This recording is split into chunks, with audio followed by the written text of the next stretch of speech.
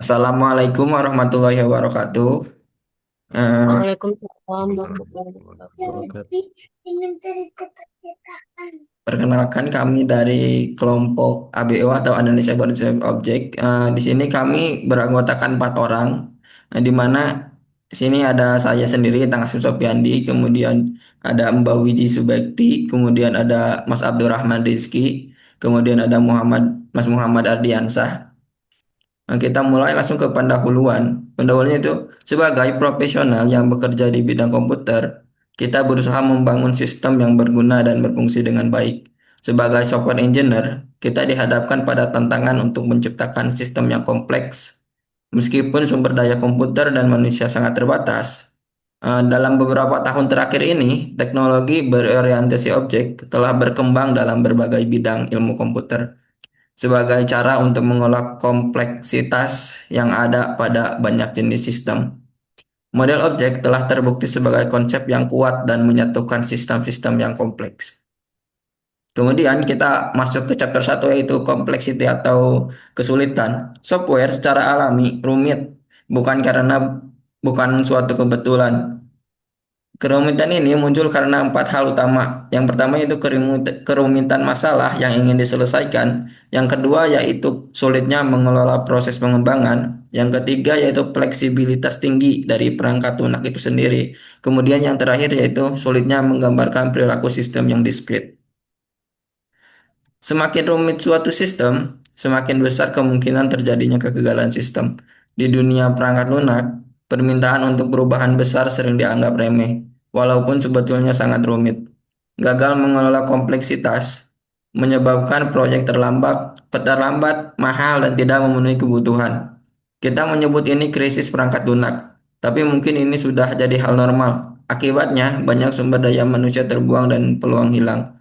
Padahal pengembang berkualitas terbatas jumlahnya. Kemudian kita masuk ke chapter 2 yaitu objek model. Dalam dunia rekayasa perangkat lunak, pendekatan pemrograman berorientasi objek atau OOP telah menjadi fondasi penting dalam membangun sistem yang kompleks dan mudah dikelola. Di balik kekuatan pendekatan ini terdapat sebuah landasan konseptual yang dikenal sebagai objek model. Objek model mencakup sejumlah prinsip dasar yang bekerja secara sinergis, yakni abstraksi, enkapsulasi, modularitas, hierarki, typing, konkurensi, dan persistence. Meskipun masing-masing prinsip ini bukanlah hal baru dalam ilmu komputer, kekuatan sebenarnya dari OOP ini terletak pada bagaimana prinsip-prinsip tersebut digabungkan dan membentuk sistem yang dapat menangani kompleksitas dengan cara yang lebih alami dan terorganisir.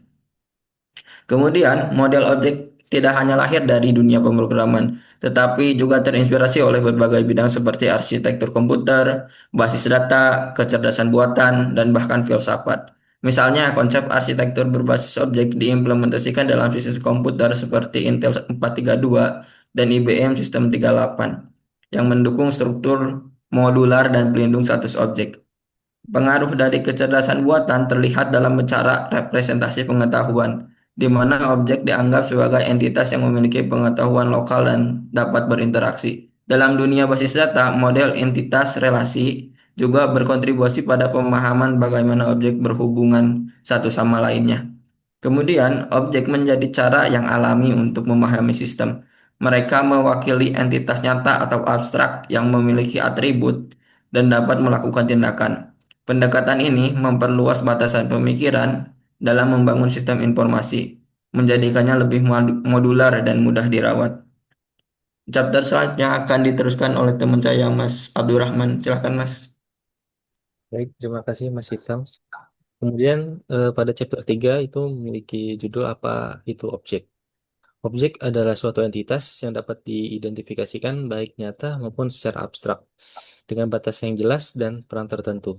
Contohnya saja seperti mesin, material di pabrik, itu proses kimia, garis hasil irisan atau CAD atau CAM secara konseptual. Kemudian ada objek memiliki tiga sifat utama. Yang pertama ada keadaan, perilaku, dan identitas.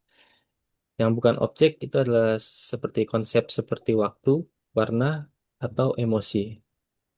Kemudian Mas, masuk ke chapter 3 lagi, identitas objek, definisi, Itu ciri unik yang membedakan suatu objek dari objek lain terlepas dari nilai atribut atau nama variabel. Nama objek bukan objek itu sendiri. Suatu objek diakses melalui beberapa nama atau alias, misal item 4 sama dengan item 3 menunjukkan ke objek yang sama. Resiko aliasing ada perubahan tak terduga. Perubahan melalui satu alias mempengaruhi objek yang sama. Memori layout objek tidak dibebaskan dengan benar. Terus ada dangling reference, yaitu objek sudah dihapus tetapi masih dirujuk. Kemudian masuk ke chapter 4, itu ada klasifikasi. Klasifikasi ini adalah proses fundamental dalam pengorganisasian pengetahuan dan landasan desain OOP. Kemudian ada mengidentifikasi kesamaan, yaitu menemukan abstraksi dan menyederhanakan sistem. Kemudian ada mengkelompokkan objek berdasarkan karakteristik dan perilaku yang sama. Kemudian tidak ada aturan kaku atau metode tunggal yang pasti. Klasifikasi ini bersifat secara subjektif dan konseptualitas. Di kesulitannya tidak ada klasifikasi yang sempurna, itu tergantung perspektif dan membutuhkan kreativitas tinggi hingga menemukan kesamaan yang tidak terkait. Kemudian masuk ke chapter 5, itu notasi. Analisis sistem itu menghasilkan diagram objek atau skenario, diagram kelas atau peran dan tanggung jawab, dan diagram transisi keadaan atau perilaku berbasis kejadian. Desain sistem itu meliputi diagram kelas, diagram objek, diagram modul, diagram proses, serta pandangan dinamisnya. Keterhubungan end-to-end itu memungkinkan penelusuran kebutuhan dan reimplementasi kembali ke spesifikasi. Alat bantu otomatis itu berguna untuk konsistensi, pemeriksaan batasan, kelengkapan analisis, dan navigasi antar diagram. Notasi ini independen terhadap metodologi atau bahasa pemrograman. Nah, kemudian chapter 6 adalah sebuah proses. Dalam dunia rekayasa perangkat lunak, seringkali para pemula terjebak dalam pencarian solusi instan, sehingga mengharapkan adanya metode atau alat ajaib yang bisa menyederhanakan suatu proses pengembangan. Namun, para profesional justru menyadari bahwa tak ada satupun jalan pintas. Pengembang perangkat lunak adalah proses kompleks yang memerlukan perancangan matang, iterasi berulang, dan visi arsitektur yang kuat. Kemudian pada chapter ke-7 itu ada pragmatik. Dalam praktiknya, pengembang perangkat lunak masih sangat bergantung pada tenaga manusia dan seringkali dikerjakan secara manual, terutama pada tahap awal pengembangan. Bahkan di negara maju seperti Jepang, pendekatan paper and pencil masih banyak digunakan. Ini menunjukkan bahwa meskipun banyak metode dari teori yang canggih, teori canggih yang telah dikembangkan, kita tetap tidak bisa mengabaikan sisi praktis dari pengembangan sistem di dunia nyata. Berikutnya pada chapter 8 akan dijelaskan oleh Pak Mas Ardiansyah. Baik, terima kasih Mas. Selanjutnya saya akan menjelaskan tentang chapter 8, Data Acquisition with the Monitoring Station. Bab ini merupakan langkah awal penerapan nyata dari analisis dan desain berorientasi objek yang sebelumnya telah dibahas. Contoh kasus yang digunakan adalah sistem pemantauan cuaca otomatis yang mampu mengukur dan menampilkan berbagai parameter cuaca seperti suhu, kelembaban, tekanan udara, kecepatan, dan arah angin, serta menghasilkan informasi turunan seperti wind, chill, dew point, dan tren perubahan suhu dan tekanan. Pada chapter 9 yang berjudul Framework sebagai fondasi kelas library berfokus pada bagaimana merancang pustaka kelas dasar dalam pemrograman berorientasi objek, khususnya menggunakan C++.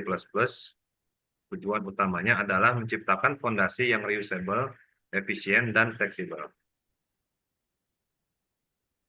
Nah, di chapter 10 membahas tentang client server computing dan inventory tracking. Bab ini membahas pendekatan berorientasi objek dalam merancang dan membangun sistem pelacakan inventaris berbasis arsitektur client dan server. Ini adalah studi kasus kompleks yang mencakup bagaimana sistem kolaboratif dibentuk dari fondasi arsitektur pengembangan antarmuka pengguna hingga pemeliharaan jangka panjang. Nah, untuk selanjutnya akan dilanjutkan oleh Mbak Widi. Silakan, Mbak. Baik, terima kasih Mas Ardiansah. Sebelumnya di sini saya akan sedikit menjelaskan dari chapter 11 yang berjudul Artificial Intelligence atau Cryptanalysis.